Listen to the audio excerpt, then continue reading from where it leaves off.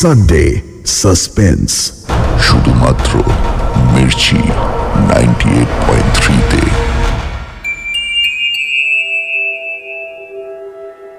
বাংলা সাহিত্যের রোমাঞ্চকর কিছু গল্প দিয়ে সাজানো আমাদের এই বিশেষ নিবেদন সানডে সাসপেন্স। আজ আপনার জন্য অনিশ দেবের লেখা পাশবিক। অনিশ দেব, তার জন্ম 22 অক্টোবর 1951 সালে কলকাতায়। প্রথম পড়াশুনো হিন্দু স্কুল থেকে, পরে 1976 সালে প্রথম শ্রেণীতে এমটেক হয়ে ডিগ্রি লাভ করেন। সায়েন্স কলেজে অধ্যাপনা দিয়ে শুরু হয় কর্মজীবন, আর তার পাশাপাশি চলে সাহিত্য চর্চা। প্রিয় বিষয় রহস্য, রোমাঞ্চ এবং কল্পবিজ্ঞান। তার কিছু উল্লেখযোগ্য গ্রন্থের মধ্যে গোলাপ বাগানে ঝড় এবং বিজ্ঞানের হরেক রকম বিখ্যাত। আজকের গল্পটি আমরা নিয়েছি রঞ্জিত চট্টোপাধ্যায় সম্পাদিত নির্বাচিত ভূতের গল্প এই বইটি থেকে। প্রধান চরিত্রে মনসুখ ভাটিয়া, মিস্টার রায় এবং নরেন সাহা। গল্প পাঠে দ্বীপ, গল্পের সূত্রধার সোমক। শুরু হচ্ছে পাশবিক।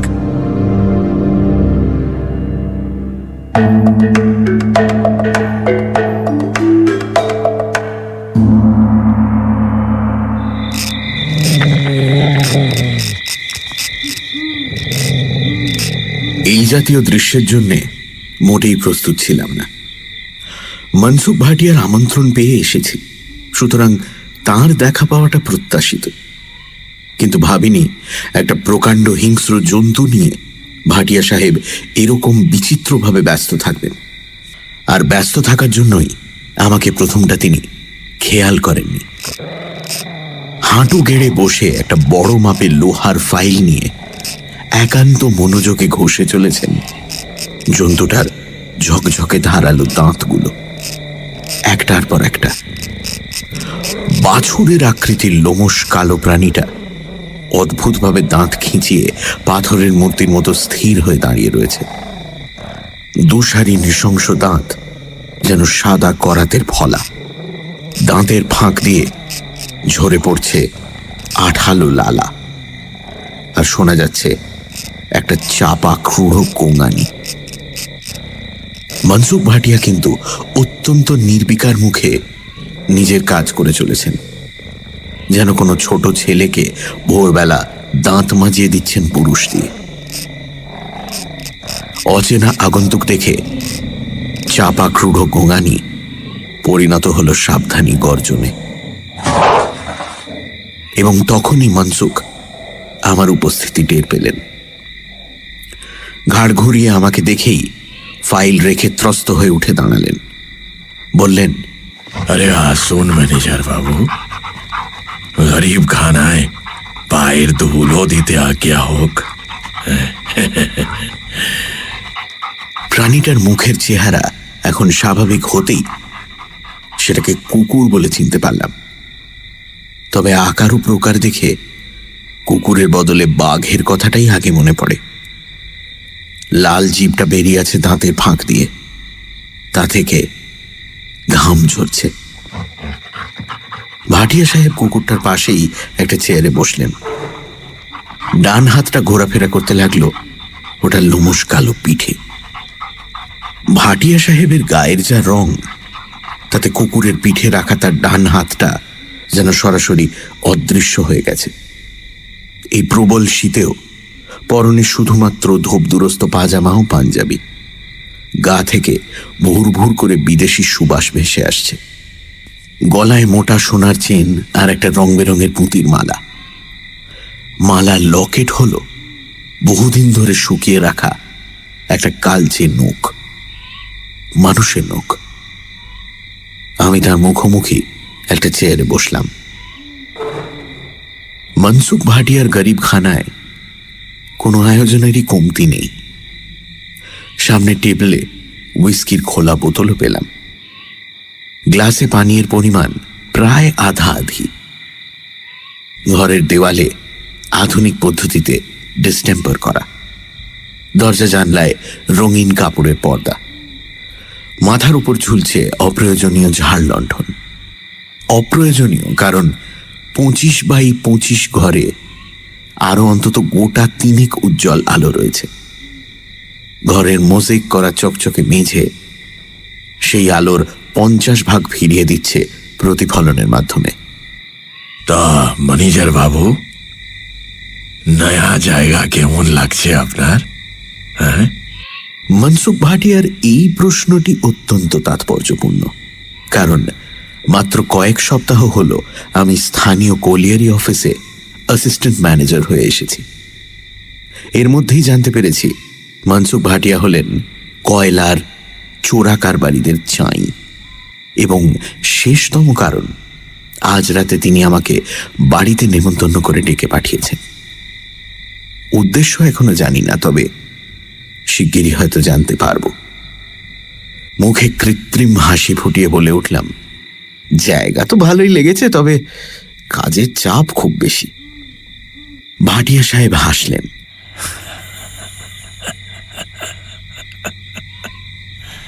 সে হাসিতে কোনো শব্দ নেই, শুধু দাঁতের ঝিলিক আর রোগা কালো শরীরের ঝাঁকুনি।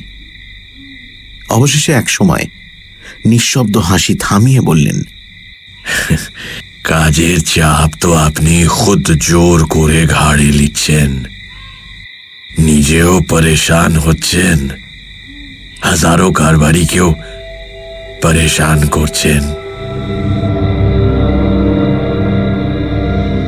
বক্তব্যের অর্থ অত্যন্ত স্পষ্ট, আর তার সঙ্গে হুমকিরও কি সামান্য ইশারা নেই?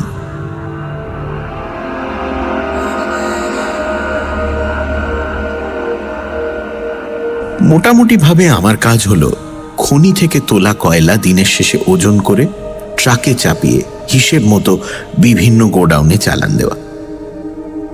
আমার মতো আরো অনেক অ্যাসিস্ট্যান্ট ম্যানেজার একই কাজে নিযুক্ত রয়েছেন। প্রথম দিন কাজ বুঝে নেওয়ার পর একজন ব্যাচেলর এএম নরেন সাহা আমার খুব অন্তরঙ্গ হয়ে পড়েছিল। তারপর ৩-৪ দিনের মধ্যেই সে যেন আমার বন্ধু হয়ে গেল। একদিন সন্ধ্যের পর সে আমাকে প্রায় জোর করে টেনে নিয়ে গিয়েছিল একটি দেহাতি ভাটিখানায়।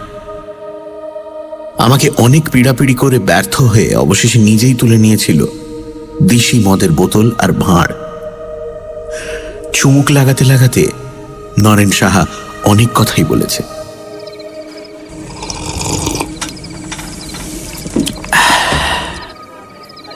মিস্টার রায়, আপনি এখানে নতুন লোক, একটু সামলে থাকবেন।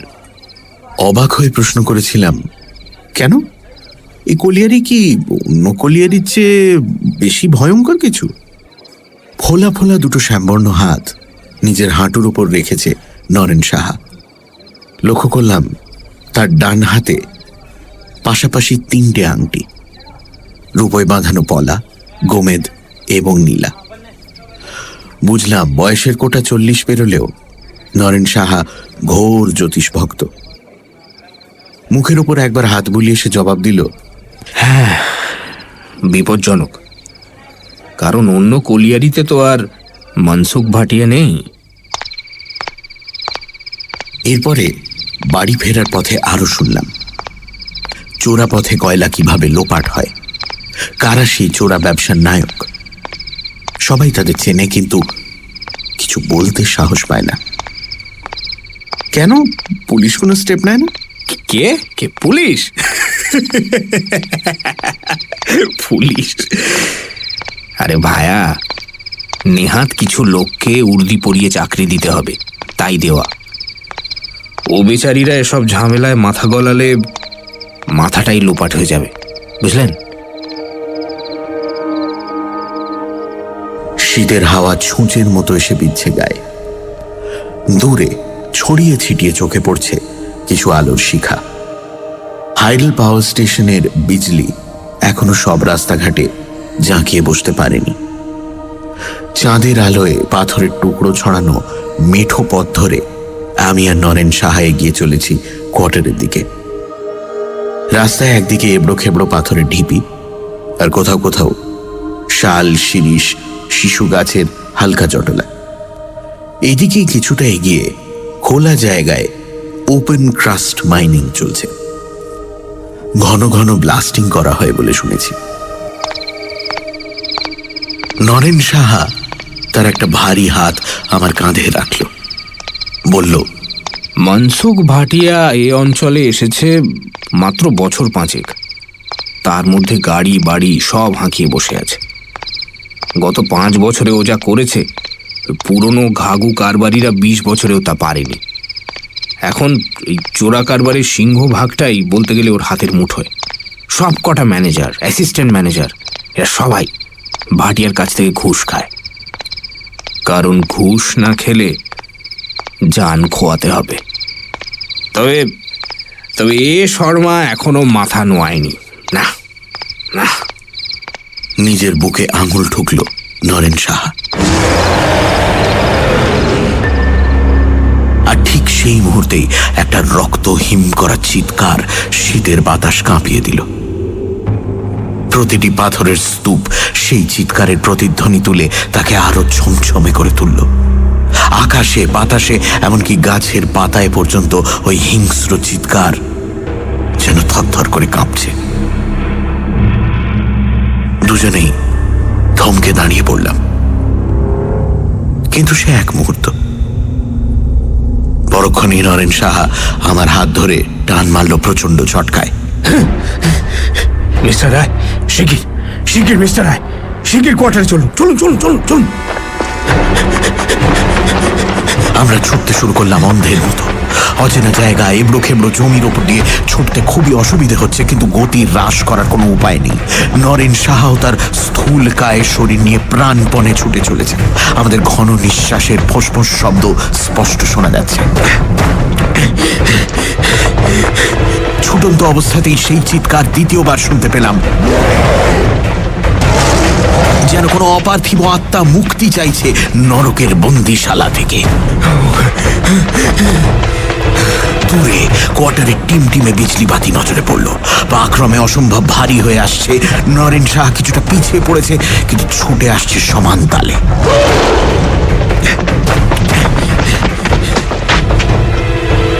প্রথমে নরেন সাহার কোয়ার্টার, ফলে তারই দরজায় এসে দুজনে হুমড়ি খেয়ে পড়লাম।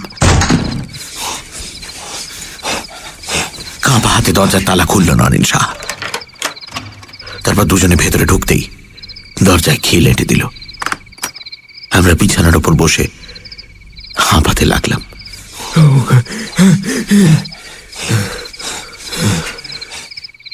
অনেকক্ষণ পর শ্বাস প্রশ্বাস স্বাভাবিক হলে নরেন সাহা বলল, খুব খুব কপাল জোরে বেঁচে গেছি মিস্টার রায়। ওটা ওটা কিসের চিৎকার? মনসুখ ভাটিয়ার কুকুর। তবে লোকমুখে তার কীর্তিকলাপ যা শুনি, তাতে কালো নেকড়ে বললেও ভুল হয় না। কুকুরটা নাকি রাত বিরেতে যেখানে সেখানে ঘুরে বেড়ায়। সাঁওতাল কামিনদের ধারণা ওটা নাকি অপদেবতা। ওটা চলাফেরা কেউ টের পায় না, শুধু মাঝে মাঝে শোনা যায় ওই রক্তহীন করা চিৎকার। এক কাজ করুন, আপনি আজকের রাতটা আমার কোয়ার্টারই থেকে যান, কেমন? যুক্তিসঙ্গত ভেবেই নরেন সাহার প্রস্তাবে রাজি হয়ে গেলাম। সে রাতে আরো অনেক খবর জানতে পেরেছি নরেন সাহার কাছ থেকে। খনি থেকে তোলা কয়লা ওজন হয়ে চালান যাবার পথেই নাকি চুরিটা বেশি হয়। কখনো কখনো খালি ট্রাক ওজন করবার সময় চোরা কারবারিদের টাকা খাওয়া কুলি কামিন ম্যানেজার ট্রাকের ওপর বড় বড় পাথরের চাই চাপিয়ে ওজন নেয়। পরে ওই ওজনের কয়লা সরিয়ে ফেলা হয় ট্রাক থেকে। নরেন সাহা বহুবার আমন্ত্রিত হয়েছে মনসুখ ভাটিয়ার কাছ থেকে, কারণ সে কঠোর চোখে নজর রাখে ওজনদারির সময়। কোনো গরমিল বা বেচাল দেখলেই রিপোর্ট করে অফিসে, এবং সোচ্চারে নিজের সততা ও সাফল্যের কথা জাহির করে বেড়ায়। ভাটিয়া সাহেবের আমন্ত্রণে নির্ভয়ে সাড়া দিয়েছে নরেন সাহা, কিন্তু তার অন্যায় প্রস্তাবে কখনো রাজি হয়নি। সেই কারণেই গত 5 বছর ধরে তার প্রমোশন বন্ধ হয়ে আছে। ভাটিয়া সাহেব ওপরওয়ালাদের মহলে কলকাঠি নেড়ে রেখেছেন, তবুও সে হার স্বীকার করেনি। ঘরের আলো জ্বেলেই আমরা কথাবার্তা বলছিলাম। রাত প্রায় 11টা হলেও আমাদের কারো চোখেই ঘুম নেই। আমি স্তব্ধ বিস্ময়ে কলিয়ারির রোমাঞ্চকর কাহিনী শুনছি আর মনে মনে নরেন সাহার তারিফ করছি। সাহস আছে বটে লোকটার। ঈশ্বরের কাছে প্রার্থনা জানালাম নিজের আদর্শ বজায় রাখার মতো মনের জোর যেন আমার থাকে। এমন সময় হঠাৎ আলো নিভে গেল। বুঝলাম লোডশেডিং এই দূর জেলাতেও তার রাজত্ব বিস্তার করে ফেলেছে। পরিবেশের জমাট নিস্তব্ধতা নতুন করে আবার অনুভব করলাম। অন্ধকারের মধ্যেই নরেন সাহা বলে উঠল, অদ্ভুত ঘটনা তো প্রচুর ঘটে মিস্টার রায়। জানেন, দিন 15 আগে একজন মাইনিং ইঞ্জিনিয়ার উধাও হয়ে গেছে, আপনি জানতেন না। আর মাস 2 আগে রোপওয়ে ছিঁড়ে পড়ে একজন চিফ অ্যাকাউন্টেন্ট মারা যায়। এখানে রোপওয়েতে করে কয়লা আনা নেওয়া করা হয়। মাথার উপর দিয়ে রোপওয়ে চলে। লোহার ক্যারেজগুলো খনি থেকে তোলা কয়লা বয়ে নিয়ে আসে ডাম্পিং গ্রাউন্ডে, আর ফেরার সময় নিয়ে আসে বালি। কয়লা খনি যেসব পিট বা টানেল থেকে কয়লা বার করে নেওয়া হয়ে গেছে, সেই বালি দিয়েই ওই সব পিটগুলো ভর্তি করে দেওয়া হয়, যাতে খনির ছাদ ধসে না পড়ে। রোপওয়ের ক্যারেজ ছিঁড়ে পড়াটা বেশ অস্বাভাবিক ঘটনা। তবে অস্বাভাবিক ঘটনাকেই তো দুর্ঘটনা বলে। নরেন সাহা গম্ভীর গলায় বলল, যদিও কোনো প্রমাণ আমার হাতে নেই, তবু বলবো এই ঘটনাগুলোর পেছনে মানুষের হাত আছে। কিছুক্ষণ চুপ করে থেকে নরেন সাহা আবার বলল, যদি সৎ পথে থেকে চলেন তাহলে মনসুখ ভাটিয়ার নেমন্তন্ন আপনিও পাবেন। তারপর যা ভালো বুঝবেন তাই করবেন। হঠাৎই অন্ধকারে একটা খসখস শব্দ কানে এলো। নরেন সাহার কোয়ার্টারকে ঘিরে শব্দটা যেন অত্যন্ত ধৈর্যশীলভাবে ঘুরপাক খাচ্ছে। আমি ফিসফিস করে বললাম, ওটা কিসের শব্দ? জানি না, তবে রোজ রাতে শব্দটা আমি শুনতে পাই, সারা রাত ধরে। আর এটুকু জানি, এখন যদি আমি বাইরে বেরোই তাহলে আর ফিরে আসবো না। পরের দিন লোকে বলবে এম নরেন সাহা উধাও হয়ে গেছে। একটা থমথমে ভাব আমাদের ঘিরে ধরল। খসখস শব্দটা হয়ে চলেছে ক্রমাগত। আমি পরিস্থিতি হালকা করার জন্য বলে উঠলাম, আপনি উধাও হবেন না, আপনার হাতের পলা, গোমেদ আর নীলা আপনাকে রক্ষা করবে। এই কথায় আমরা দুজনেই অন্ধকারে হেসে উঠলাম। এটা ভালো বলেছেন। তারপর কখন ঘুমিয়ে পড়েছি জানি না। কালো কুকুরটা চাপা গর্জনে বাস্তবে ফিরে এলাম। নরেন সাহার কথা মতো নেমন্তন্ন আমি পেয়েছি, আর উদ্দেশ্যটাও ক্রমে ক্রমে স্পষ্ট হচ্ছে। গলার স্বরকে যথাসম্ভব স্বাভাবিক রেখে বললাম, মিস্টার ভাটিয়া, নিজের পরেশানি তো বুঝতে পারছি, কিন্তু তাতে হাজার কারবারি কিভাবে পরেশান হচ্ছে সেটা তো ঠিক বুঝতে পারলাম না। কিছুক্ষণ নীরবতা। বোতলে তরল বিস্কি নেমে এলো গেলাসে। গেলাস পূর্ণ হল এবং মনসুখ ভাটিয়া তৃষ্ণার্ত ঠোঁট তাকে এক চুমুকে নিঃশেষ করল।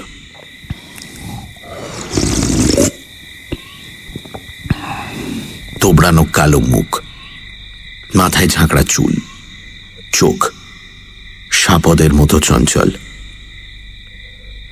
কুকুরের পিঠ থেকে হাত তুলে গলার লকেটে অর্থাৎ শুকনো নখটায় হাত দিল। সেটা নাড়াচাড়া করতে লাগলো, আর নজর আমার চোখে স্থির। প্রথমটায় আমি অস্বস্তি পেয়েছি, তারপর অনুভব করেছি শরীরটা যেন অবশ অসাড় হয়ে আসছে। আমি কি সম্মোহিত হয়ে পড়ছি? कमली कमली ভাটিয়া সাহেব চোখ না সরিয়েই ডেকে উঠলেন, राय साहब का खाना लगाओ। আমি সমস্ত মনের জোর কেন্দ্রীভূত করে চেয়ার ছেড়ে উঠে দাঁড়ালাম। ভাটিয়া সাহেবকে বোঝানো দরকার আমি ভয় পাইনি। বললাম, না না, তার দরকার নেই, আমি খাবো না। আবার সেই নিঃশব্দ হাসি, পানের রসে রাঙানো ঠোঁট বেঁকে গেল তার ছিলে। কুকুরের পিঠ চাপড়ে বললেন ভাটিয়া, अरे बोसे पुड़ुन राय बाबू, मनसुख भाटियार दावते क्यों खाना ना খেয়ে যায় না? নরিন্দর সাহাও খানা খেয়েছিল, তবে ঘুষ খায়নি। নরেন সাহার কথা বলছেন ভাটিয়া। সুতরাং আমার মনোভাবও তিনি বেশ স্পষ্ট ধরে ফেলেছেন, তাতে সন্দেহ নেই। রায় বাবু, বিনা সোচে সমঝে কোনো কাজ করতে যাবেন না, তাতে আঞ্জাম ভালো হয় না। আপনি আরো 2-4 দিন ভেবে দেখুন, তাতে পরেশানি भी হবে না, নুকসান भी হবে না। কি বলিস, বলো? হ্যাঁ, শেষ কথাটা হিংস্র জন্তুটাকে লক্ষ্য করে। এই বিকট দর্শন দানবের নাম ভুলো, এটা ভাটিয়া সাহেবের কথায় সামান্য নড়ে উঠল, তারপর মাথা নোয়ালো। তখনই অবাক হলাম, কুকুরটার ডান কানে ফুটো করে লাগানো রয়েছে এক জোড়া সোনার মাকড়ি। একই দৃশ্য, ডান কানে এক জোড়া সোনার মাকড়ি। এ কি অদ্ভুত শখ! এমন সময় এক হাত ঘোমটা টানা, লাল পেড়ে সাধারণ শাড়ি পরিহিতা এক মহিলা ঘরে এলেন। খাবারের প্লেট সাজিয়ে দিলেন সামনের টেবিলে। চেষ্টা করেও তার মুখ দেখতে পেলাম না। এরই নাম কমলি, এর সঙ্গে ভাটিয়ার কি সম্পর্ক? মহিলা জড়সড় ভঙ্গিতে একপাশে দাঁড়িয়েছিলেন। কিছুক্ষণ ইতস্তত করে দেশজ বাংলা ও হিন্দি মিশিয়ে ভাটিয়াকে প্রশ্ন করলেন তার খানা লাগবে কিনা। উত্তরে ভাটিয়া শুধু 3 সেকেন্ড খরদৃষ্টিতে তাকিয়ে রইলেন অবগুণ্ঠিতার দিকে। মহিলা ভীষণ ভয় পেয়ে ত্রস্তা কাঠবেড়ালির মতো বেরিয়ে গেলেন ঘর থেকে। আমি অনিচ্ছা সত্ত্বেও খাওয়া শুরু করলাম। এই মুহূর্তে ভাটিয়াকে চটালে সমূহ বিপদের সম্ভাবনা। মনসুখ ভাটিয়া লোহার ফাইলটা তুলে নিল।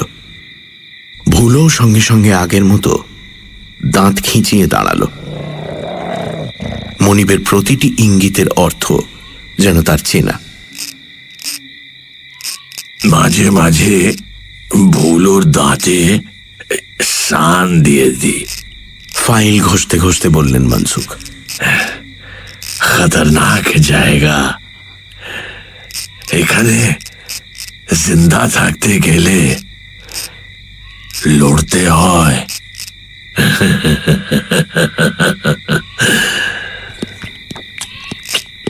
আমি খেয়ে চলেছি এবং আর চোখে দুটি প্রাণীকে লক্ষ্য করছি। ভুলোর চোখ ধক ধক করে জ্বলছে। হঠাৎই অন্দরের একটা জানলার দিকে আমার নজর গেল। রঙিন পর্দা সামান্য সরিয়ে জানলায় উকি মারছেন কমলি নামের সেই মহিলা। চুপি চুপি ইশারা করে কিছু যেন একটা বলতে চাইছেন আমাকে। আমি নিজের আচরণ অসহনীয় সংযমে স্বাভাবিক করে রাখলাম। কৌতূহল ক্রমে বাড়ছে। মহিলা কি কোনো বিপদের ইঙ্গিত দিচ্ছেন আমাকে? এমন সময় হাতের কাজ শেষ করে উঠে দাঁড়ালেন ভাটিয়া। বললেন, আপনি বসেন, আমি একটু আসছি। তারপর কুকুর সমেত অন্দরের দিকে রওনা হলেন। জানলার অস্পষ্ট মুখটা চকিতে সরে গেল। কোথাও পেন্ডুলাম ঘড়িতে রাত 8টার সংকেত বাজল। অর্থাৎ কলিয়ারি এলাকায় এটা গভীর রাত। চটপট খাওয়া শেষ করে উঠে দাঁড়ালাম। এমন সময় বিদ্যুৎ ঝলকের মতো ঘরে ঢুকলেন কমলি। কাপ প্লেট গ্লাস সব গুছিয়ে নিতে নিতে চাপা গলায় বলে উঠলেন, এখান থেকে পালা বাবুজি, নইলে জিন তোকে শেষ করে দিবে। কথাটা বলেই মহিলা যেন ছিটকে বেরিয়ে গেলেন। কিন্তু তার ফাঁকে ঘোমটা সরে গিয়ে এক বিভৎস দৃশ্য আমার চোখের সামনে প্রকাশ পেল। কমলির মুখের বাঁ দিকটা, গাল, গলা, কাঁধ পুরনো ক্ষতের দাগে ভরা। মোটা সাদা সাদা নৃশংস দাগ। মাংসপেশিগুলো সেখানে কুঁচকে ভাঁজ হয়ে গেছে। এ কি কোনো অগ্নিকাণ্ডের ফল?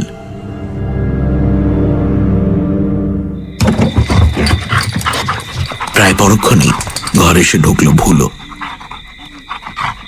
গভীর চোখে তাকিয়ে দেখতে লাগলো আমাকে।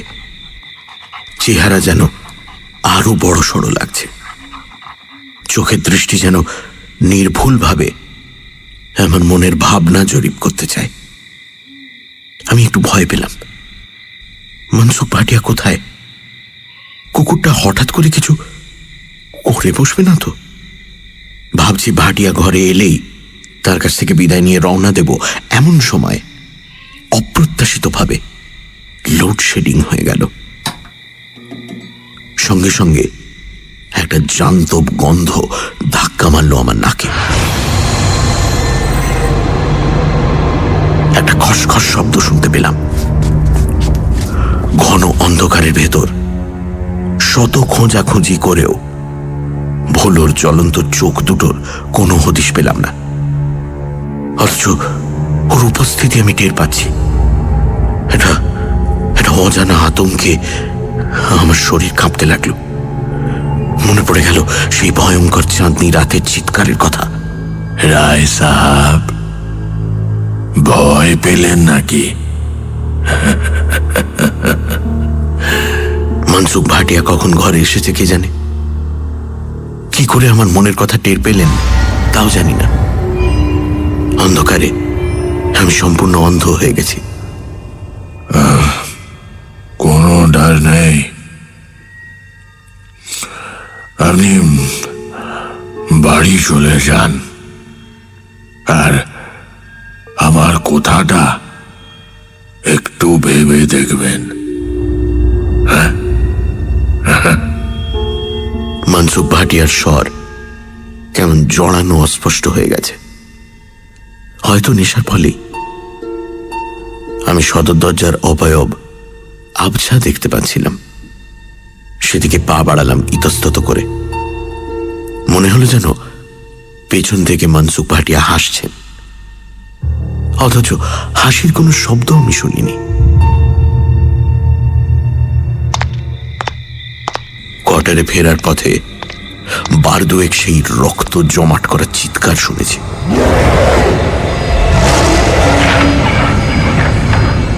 প্রচন্ড শীতে কাঁপতে কাঁপতে একরকম ছুটেই গন্তব্যে পৌঁছে গেছি। তারপর আশ্বস্ত হয়েছি। রাতে ঘুমিয়ে ঘুমিয়ে কুকুরটাকে স্বপ্নে দেখলাম। ওটা আমাকে ছিঁড়ে ছিঁড়ে খাচ্ছে।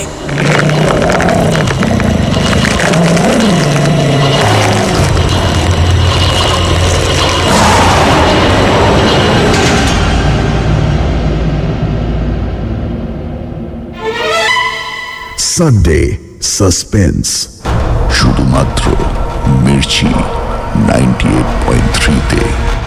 গল্পের পরবর্তী অংশ ব্রেকের পর।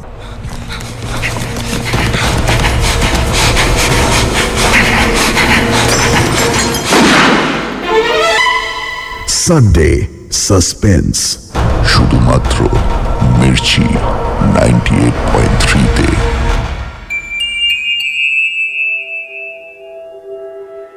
সানডে সাসপেন্সে আজ অনিশ দেবের লেখা পাশবিক। একটি কোলিয়ারির অ্যাসিস্ট্যান্ট ম্যানেজারের পদে যোগ দেন মিস্টার রায়। তার আলাপ হয় মনসুখ ভাটিয়ার সঙ্গে, যিনি সেখানকার কয়লা চোরাকারবারিদের মাথা। মনসুখ ভাটিয়ার বাড়িতে মিস্টার রায় প্রথম দেখেন তার কুকুরটাকে, দানবিক চেহারার একটি কালো কুচকুচে জন্তু। আদিবাসীদের মতে সেটা নাকি কুকুর নয়, এক ভয়ঙ্কর অপদেবতা। তারপর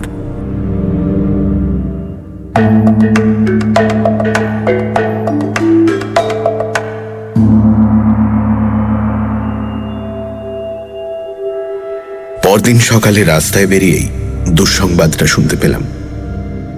এম নরেন সাহাকে কোথাও পাওয়া যাচ্ছে না। আমার মনটা কুডাক ডেকে উঠল। নরেন সাহাকে বোধহয় আর কোনোদিনও খুঁজে পাওয়া যাবে না। কিছুটা এগিয়ে এক তেরাস্তার মোড়ে দেখি জনা কয়েক সাঁওতাল দাঁড়িয়ে আছে, সঙ্গে লাল কাপড়, লাল ফতুয়া পরা একটা লোক। মাথায় লাল ফেট্টি বাঁধা, মুখে দাড়ি গোঁফের জঙ্গল, কানে ইয়া ইয়া দুটো মাকড়ি, গলায় জড়িবুটির মালা, কপালে সিঁদুর মাখা। বিড়বিড় করে সে কি সব মন্ত্র পড়ছে। সাঁওতাল কজন একটু দূরে দাঁড়িয়ে ভক্তি ভরে তার কার্যকলাপ লক্ষ্য করছে। দুটো মুরগি গলা কাটা অবস্থায় ধুলোয় পড়ে ছটফট করছে। ওদের একজনের সঙ্গে কথা বলে জানতে পারলাম ম্যানেজার সাহেব উধাও হওয়ার খবরটা ওরা শুনেছে। এখানে ওরা মুরগি বলি দিয়ে বোঙার কাছে মানত করছে। যে জিন এইসব জোয়ান লোকগুলোকে উধাও করেছে তাকে যেন বোঙা শান্ত করে দেয়। লাল পোশাক পরা গুণিন মন্ত্র পড়ে পুজোর কাজ সারছে। একটু পরে ওরা চলে গেলে আমি গুণিনের সঙ্গে আলাপ জমালাম। মুরগি দুটো তেরাস্তার সংযোগস্থলে পড়ে রইল। ভাঙা ভাঙা হিন্দিতে বললাম, এই পুজো দিলে জিন চলে যাবে? গুণিন বলল, লা বাবু, যাবে না। জিন যে চালাচ্ছে তাকে খতম করতে হবে। আমি তার কথার অর্থ ঠিক ধরতে পারলাম না। তারপর কি ভেবে মনসুখ ভাটিয়ার কথা জিজ্ঞেস করলাম। দুটো টাকা গুণিনের হাতে দিতেই সে আমাকে একটা ঘষা তামার পয়সা দিল, তার সঙ্গে বাঁধা এক টুকরো শেকড়। বলল, জিন তোমার কোনো ক্ষতি করতে পারবে না বাবু। একটুখানি চুপ করে থেকে সে আবার মুখ খুলল। বাবু, মনসুখ ভাটিয়া মন্তর জানে। ও আগে সুন্দর বনে বরদার ছিল। ক্রমে যা জানতে পারলাম তার সারাংশ হচ্ছে এই: সুন্দরবনের কাঠ চুরি করে জীবিকা নির্বাহ করে স্থানীয় অধিবাসীদের এক বিরাট অংশ। নৌকো নিয়ে একদল যখন জঙ্গলে ঢোকে তখন তাদের সঙ্গে থাকে একজন গুণিন, যাকে বলা হয় বরদার। সে কাঠ কাটার এলাকা ঘিরে বান মেরে দেয়, যাতে কোনো জন্তু জানোয়ার সেই গণ্ডি দেওয়া এলাকায় ঢুকতে না পারে। ফলে চোরা কাঠুরিয়াদের হিংস্র জন্তুর হাতে প্রাণ হারাবার ভয় থাকে না। এর বিনিময়ে বরদারকে তারা চোরাই কাঠের ভাগ দেয়। মনসুখ ভাটিয়া সেখানে আরেকজন বরদারকে খুন করে পালিয়ে আসে। আমার মনে পড়ল ভাটিয়ার গলায় ঝোলানো শুকনো কালো নোকটার কথা। ওর আসল নাম কেউ জানে না। কি করে এখানে এসে পড়ল তাও খুব স্পষ্ট নয়।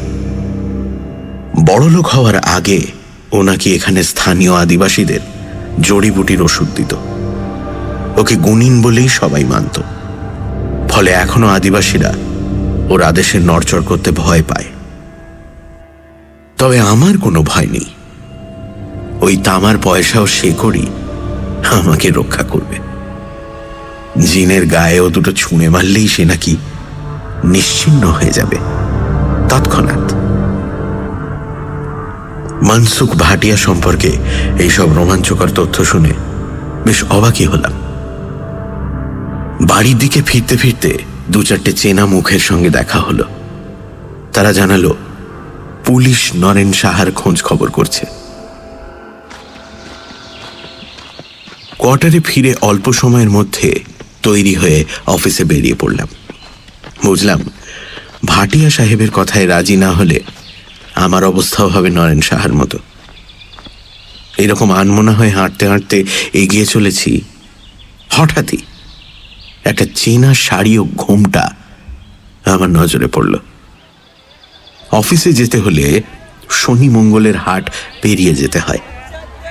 আজ মঙ্গলবার, হাট বসেছে। সে হাটেই এক তরকারিওয়ালার কাছ থেকে কি যেন কিনছেন গত রাতের সেই মহিলা, কমলি। মনসুখ ভাটিয়া সম্পর্কে যত তথ্য জানা সম্ভব সবই আমাকে জানতে হবে, নইলে তার মোকাবিলা আমি করতে পারবো না। সুতরাং চারপাশে একবার নজর চালিয়ে সোজা গিয়ে দাঁড়ালাম কমলির পাশে। ষষ্ঠ ইন্দ্রিয়ের সাহায্যে উনি যেন আমার উপস্থিতি টের পেলেন। তরকারির দাম মিটিয়ে হন হন করে এগিয়ে চললেন রাস্তার একটি অপেক্ষাকৃত নির্জন অংশের দিকে। দুটো ঝুপসি অশ্বত্থ গাছের আড়ালে দাঁড়িয়ে উনি চাপা গলায় জিজ্ঞেস করলেন, তুই কি চাস বাবু? মনসুখ ভাটিয়া আপনার কে হয়? মারাত। উত্তর শুনে আমি চমকে উঠলাম। ইনি মনসুখ ভাটিয়ার স্ত্রী, অথচ বেশবাস অত্যন্ত সাধারণ। হঠাৎ দেখলে কেউ ভাটিয়ার ঝি ভেবে ভুল করবে। চিন্তা করে দেখলাম চটপট খবর আদায় করতে গেলে নরেন সাহার প্রসঙ্গ তোলা দরকার। সুতরাং সেই কথাই তাকে জিজ্ঞেস করলাম। এক হাত ঘোমটার আড়ালে কমলি ভাটিয়া চমকে উঠলেন, মুখে কাপড় চাপা দিয়ে চুপ করে রইলেন কিছুক্ষণ। তারপর বললেন, এমন কিছু একটা যে হবে সে মালুম ছিল। কাল রাতে ভুলোর দাঁতে ধার দেওয়ার বহর দেখে বুঝেছি। তবে তবে আমি তোর জন্য ভয় পেয়েছি বাবু। আমি তখন বললাম যে আমারও প্রাণ সংশয়। এ ধরনের ভয়াবহ ঘটনার প্রতিকার করা দরকার। আমি তার সাহায্য চাই। তারপর সাঁওতাল গুনিনের কাছে তার স্বামী সম্পর্কে যেসব কথা শুনেছি সমস্ত খুলে বললাম। নরেন সাহার নিখোঁজ সংবাদ ও আমার অনুনয়ে নরম হলেন মহিলা। বললেন, বড়লোক হবার আগে আমরা সাঁওতাল গায়ে থাকতাম। তখনও শীতল গুনিনের সঙ্গে আমার স্বামীর সম্পর্ক ভালো ছিল। তাকে অনেক কথাই বলেছে। তারপর জানতে পারলাম আর এক ভয়াবহ প্রসঙ্গ। সুন্দরবনে কমলির বাবাকেই খুন করেছিল মনসুখ। সে নাকি মেয়ের সঙ্গে এক বদ বর্দারের বিয়ে দিতে চায়নি। বর্দার বাপকে খুন করে মেয়ে কমলিকে নিয়ে ভেগে পড়ে মনসুখ। ওর ওপরে কম অত্যাচার চালায়নি গত 10 বছরে। তারপর এখানে এসে ক্রমে ক্রমে কয়লার চোরা কারবারে ঢুকলেন। কাঁচা পয়সা হাতে পেয়ে মাথা খারাপ হয়ে গেল। তারপর ভুলোকে কিনে বসলেন এক সাহেবের কাছ থেকে। নতুন করে শুরু হলো তন্ত্র সাধনা। কমলি বাধা দিতে চেয়েছেন এবং তার ফলও পেয়েছেন হাতে হাতে। মুখের বাঁদিকে তারই চিহ্ন আমি পেয়েছি।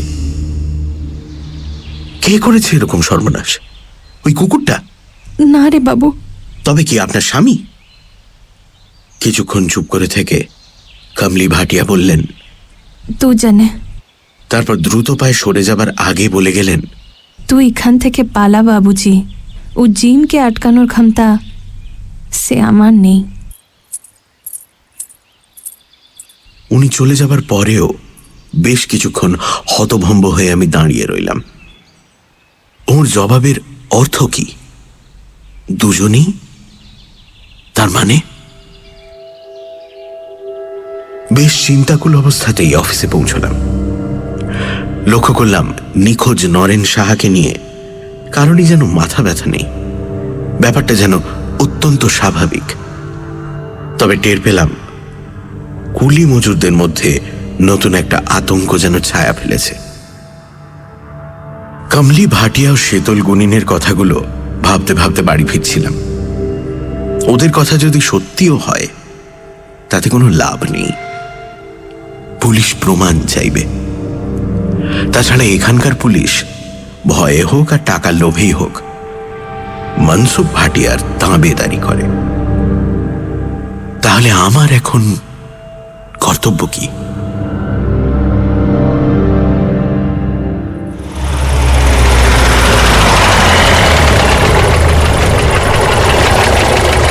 ভাবনায় ডুবেছিলাম বলেই কালো অ্যাম্বাসেডর গাড়িটাকে একেবারে খেয়াল করিনি। গাড়িতে স্টিয়ারিংয়ে বসে ভাটিয়া সাহেব, পোশাক গত রাতের মতোই, তবে দু চোখে কুটিল সন্দেহ।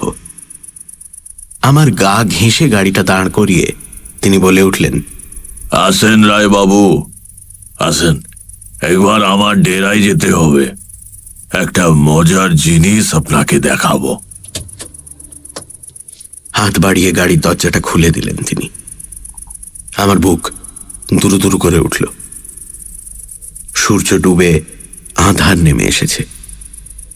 কাঁচা সড়কের ওপর দ্বিতীয় কোনো মানুষ নজরে পড়ছে না। জিনের ভয়ে সবাই বুঝি তাড়াতাড়ি আস্তানায় ফিরে গেছে। আসেন রায় সাহেব, আসেন, উঠে আসেন, আসেন। মনসুখের স্বর অধৈর্য হয়ে উঠেছে। পকেটে হাত দিয়ে শীতল গুনিনের রক্ষা কবচটা একবার অনুভব করলাম। তারপর উঠে বসলাম মনসুখ সাহেবের গাড়িতে। উনি গাড়ি ছুটিয়ে দিলেন।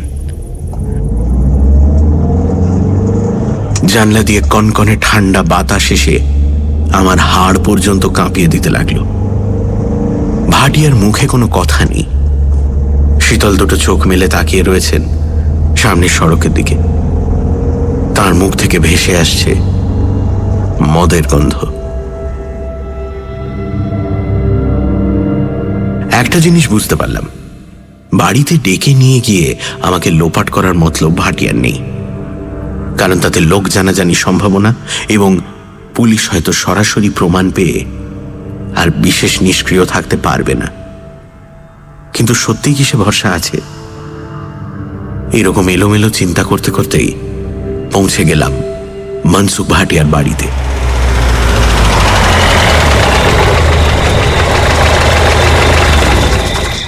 বাড়ির সামনেটা অন্ধকার, শুধু চাঁদের আলো যেটুকু জোছনা বিছিয়েছে। পথের দুপাশে বাগান। গাড়ি থামিয়ে আমাকে সঙ্গে করে বাড়িতে ঢুকলেন মনসুখ। ঘড়িতে সময় প্রায় 6:30 গড়িয়ে এসেছে। গতকালের ঘরে এসে বসলাম। আজ বাতির বাহার সামান্য কম, কিন্তু তাতেও ভুলকে আবিষ্কার করতে কোনো ভুল হলো না। একটা চেয়ারের পাশে বসে আমার দিকে তাকিয়ে আছে। আমি অন্দরের জানলার দিকে একবার নজর চালালাম। কমলি নেই। ভাটিয়া উঠে গিয়ে কোণের একটা টেবিলের তলা থেকে কালো মতো কি একটা জিনিস নিয়ে এলেন। ঠকাস করে আমার সামনে টেবিলের ওপর ফেলে দিয়ে বললেন, দেখেন তো রায় সাহেব, চিনতে পারেন কিনা? আরেকবার আমার মাথায় যেন বজ্রপাত হলো। ভাবনা, চিন্তা, বুদ্ধি সব ওলট পালট হয়ে গেল। এক তীক্ষ্ণ আর্তনাদ বেরিয়ে এলো আমার ঠোঁট চিরে। চোখ জোড়া কি ঠিকরে বেরিয়ে আসবে কোটর ছেড়ে? টেবিলের ওপর পড়ে রয়েছে একটা কাটা হাত। কালো রঙের আঙুলগুলো ফোলা ফোলা, আর 3টে আঙুলের পাশাপাশি 3টে পাথর বসানো আংটি। পলা, গোমেদ ও নীলা। জ্যোতিষশাস্ত্র নরেন সাহাকে বাঁচাতে পারেনি। আমার মুখে কোনো কথা নেই। মনসুখ ভাটিয়া হাতটা তুলে নিয়ে ভুলোর দিকে ছুঁড়ে দিলেন। কুকুরটা হিংস্র দাঁতের পাটি বের করে ঝাঁপিয়ে পড়লো হাতটার উপর। ওটাকে দাঁতে নখে ছিঁড়ে ছিঁড়ে খেতে লাগলো। কি বিভৎস সে দৃশ্য! ভুলো যখন কষ্ট করে নিয়ে এসেছে, তখন এই হাতটা ওরই পাওনা। কি বলেন রায়বাবু? ও হ্যাঁ, শুনলাম নাকি নরিন্দর সাহাকে পাওয়া যাচ্ছে না, একেবারে লোপাট হয়ে গেছে। আমি আর সহ্য করতে পারলাম না, চেয়ার ছেড়ে উঠে দাঁড়ালাম। বললাম, আমি এক্ষুনি পুলিশে খবর দেব। লোকে জানুক নরেন সাহাকে কে খুন করেছে। বিচিত্র হাসিতে ফেটে পড়লেন ভাটিয়া। সে হাসিতে বুক কেঁপে ওঠে, মস্তিষ্কে হিম আতঙ্ক বাসা বাঁধে।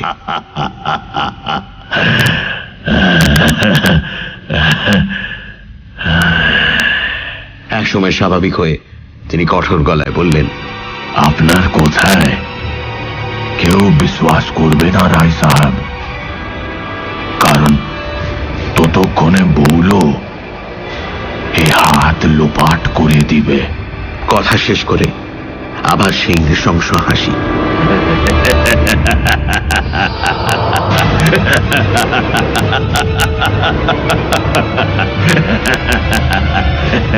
নিজেকে ঘোরতর বিপন্ন জেনেও আমি পাগলের মতো ক্ষিপ্ত হয়ে উঠলাম। চিৎকার করে বললাম, মনসুখ ভাটিয়া, তোমার সব খবর আমি জানি। তোমাকে আর আমি ভয় পাই না। তুমি সুন্দরবনের বর্দার ছিলে, সেখানে শ্বশুরকে খুন করেছো, তারপরে এখানে এসে চোরা কারবারে নেমেছো আর দরকার মতো মানুষ খুন করে বেড়াচ্ছ। শেতল গুনিন আমাকে সব বলেছে, কমলি ভাটিয়ার কাছেও সব কথা আমি শুনেছি। দাঁড়াও, তোমার হিসেব আমি শেষ করছি। ঘরের মধ্যে যেন ভূমিকম্প হয়ে গেল, বয়ে গেল অসম শক্তিশালী সাইক্লোন। সবকিছু যেন দুরন্ত গতিতে ওলট পালট হয়ে যাচ্ছে। এক অদ্ভুত গর্জন করে উঠল মনসুখ ভাটিয়া। সালি বদতমিজ औरत! নরেন সাহার হাতটা আংটি সমেত শেষ করে ফেলেছে ভুলো। উঠে দাঁড়িয়ে সেও একটা চাপা গর্জন করে উঠল।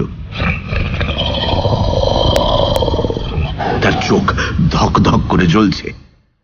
আমাকে অবাক করে এক লাফে অন্দরের দিকে চলে গেলেন মনসুখ। বিদ্যুৎ ঝলকের মতো ভুলো তার পিছু নিল।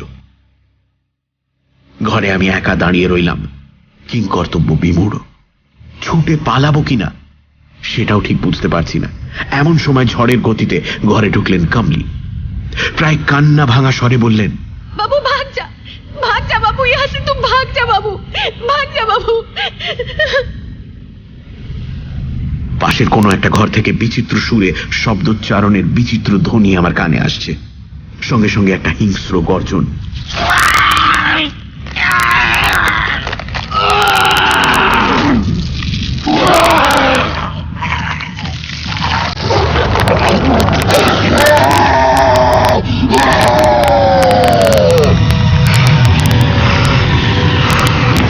দূর থেকে ভেসে আসছে ওপেন ক্রাস্ট মাইনিং এর ব্লাস্টিং এর শব্দ।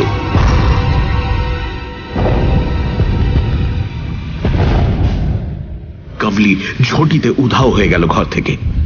আমার কানে ভেসে আসছে শুধু দুটি কথা, বাবু পালাও। হঠাৎই ঘরের দরজায় এসে দাঁড়ালো ভুলো। সে একা, কিন্তু এ কোন ভুলো? আকার এসে প্রায় 1.5 গুণ বড় হয়ে গেছে। চোখের মণিতে জ্বলন্ত ভাবটা নেই, মুখের অভিব্যক্তিতে এক আশ্চর্য ক্রূর হিংসার ছাপ।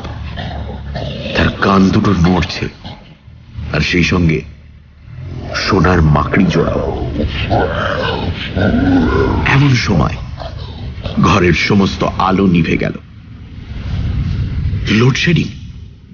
আমি মুহূর্তের মধ্যে সদর দরজা লক্ষ্য করে ছুটতে শুরু করলাম। পেছন থেকে ভেসে এলো রক্ত বরফ করে দেওয়া এক চিৎকার। সে চিৎকারে প্রতিশোধের আগুন ও উল্লাস যেন ঠিকরে বেরোচ্ছে। আমি প্রাণপণে ছুটে চলেছি। পলকে বাগান পেরিয়ে সড়কে পা দিলাম। রাস্তা খাঁ খাঁ করছে, চতুর্দিকে অন্ধকার, শুধু চাঁদের ফ্যাকাশে আলো দিক নির্ণয়ের একমাত্র সম্বল।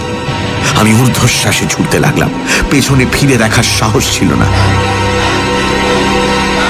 শুধু কানে আসছিল ব্লাস্টিং এর শব্দ আর ভয়াবহ জন্তুটার অলৌকিক চিৎকার। বেশ কিছুটা পথ ছুটে শরীর ক্লান্ত হয়ে এলো। কোর্টের এখনো অনেক দূরে। বুঝতে পারছি আমি অসম প্রতিযোগিতায় নাম লিখিয়েছি। ভারী পায়ে ছুটতে ছুটতে এক সময় পেছনে ফিরে তাকালাম এবং যে দৃশ্য দেখলাম তা বোধহয় কোনোদিন ভোলার নয়। ভয়ঙ্কর দানবটা মানুষের মতো শুধুমাত্র পেছনের দুপায়ে ভর দিয়ে ছুটে আসছে অবিশ্বাস্য গতিতে।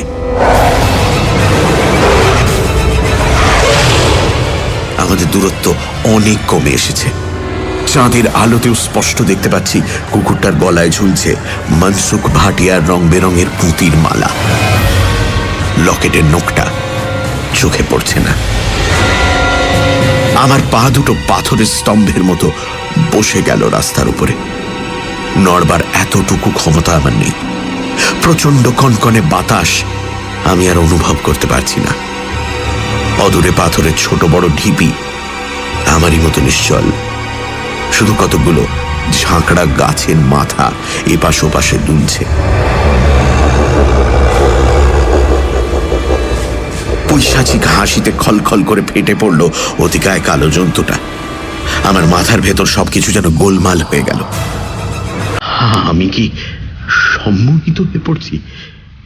আর সবাই কি এরকম পরিস্থিতিতে পড়েই রাতারাতি নিরুদ্দেশ হয়ে গেছে? আমার মনে পড়ল নরেন সাহার কথা, কমলি ভাটিয়ার কথা, শীতল গুনিনের কথা। চীন তোমার কোনো ক্ষতি করতে পারবে না বাবু। একই সঙ্গে পকেটের তামার পয়সা ও শেকলের টুকরোটা হাতে ঠেকল। আতঙ্ক নৃশংসতার সমুদ্রে ডুবে যেতে যেতে আমি ওই তুচ্ছ বস্তু দুটোকেই আঁকড়ে ধরলাম।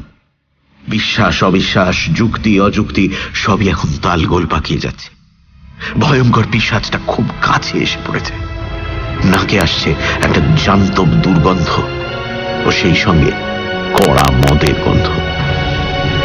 আমি আর দেরি না করে আমার পয়সা ও শেকড়টা ছুঁড়ে মারলাম অতিকায় কুকুরটার গায়ে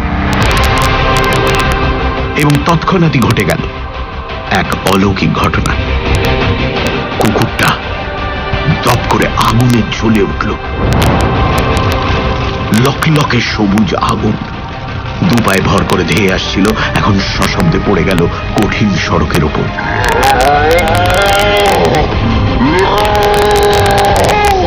সবুজ আগুনের অপার্থিব লেলিহান শিখায় সে ছটফট করতে লাগলো। অবশেষে তার গলা দিয়ে বেরিয়ে এলো এক সুদীর্ঘ ভয়ঙ্কর চিৎকার। তারপর অস্পষ্ট খসখসে স্বরে সে মরণা আর্তনাদ করে উঠল।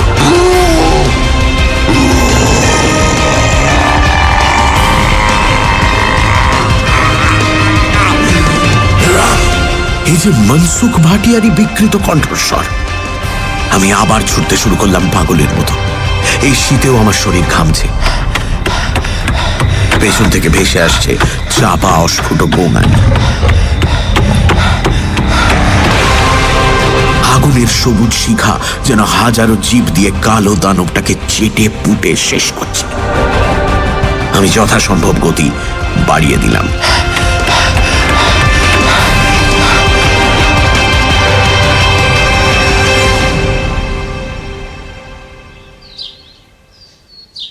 পরদিন খবর পেলাম মনসুখ ভাটিয়া মারা গেছেন এবং তার কুকুর ভুলো কোথায় যেন উধাও হয়ে গেছে। কমলি ভাটিয়ার কথা মনে করেই তাদের বাড়িতে গেলাম। লোকে লোকারণ্য। চোখ বুজে অক্ষত শরীরে শুয়ে আছেন মনসুখ, ঠিক যেন ঘুমিয়ে রয়েছেন। তবে তার গলায় ওই রঙিন মালাটি নেই। কমলি লাজ লজ্জা ত্যাগ করে সকলের চোখের সামনেই বুক ভাঙা কান্নায় বারবার আছড়ে পড়ছেন ওই মৃতদেহের ওপরে।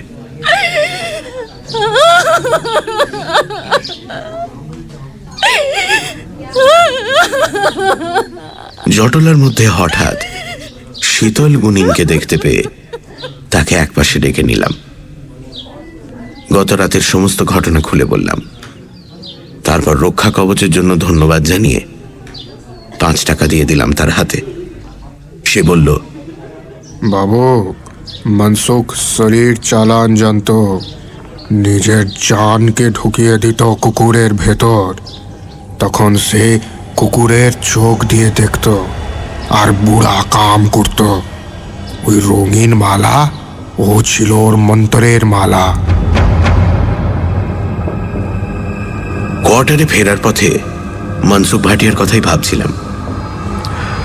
সোনার মাকড়ি দুটো কি ওর সঙ্গে কুকুরের শরীরের যোগসূত্র রক্ষা করত?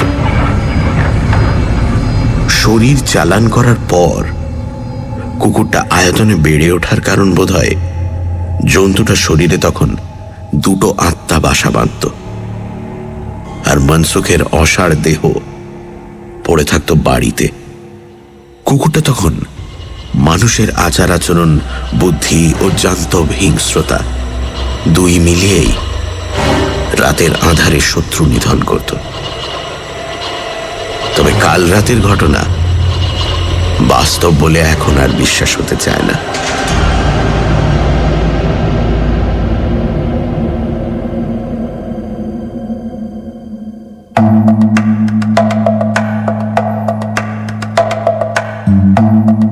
শুনছিলেন পাশবিক, রচনা অনিশ দেব, গল্প পাঠে এবং মিস্টার রায়ের চরিত্রে দীপ, মনসুখ ভাটিয়া মীর, গল্পের সূত্রধার এবং নরেন সাহা সোমক, কমলির ভূমিকায় অয়ন্তিকা, শীতল গুনিন অগ্নি, শব্দগ্রহণ, আবহ সঙ্গীত এবং স্পেশাল এফেক্টসে রিচার্ড, পর্ব পরিচালনায় রাইট ব্রাদার্স থেকে অনির্বাণ ও অভিষেক এবং সোমক, পরিকল্পনা ও পরিচালনায় ইন্দ্রাণী।